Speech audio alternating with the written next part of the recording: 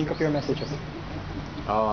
Again, we are so grateful on behalf of Pailig Development Foundation Incorporated, based in Iligan City.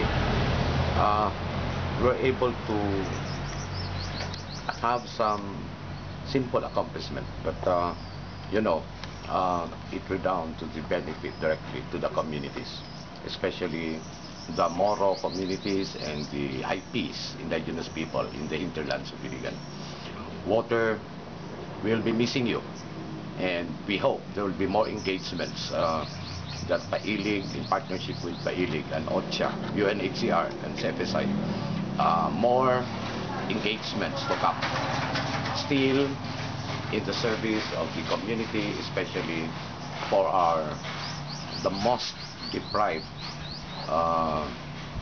communities in the hinterlands of Iligan, the Moro communities and the indigenous people. We hope that you can come back as soon as possible time, probably by August, and there will be more that we can share with you, and requesting some of your intercession, especially in our development projects.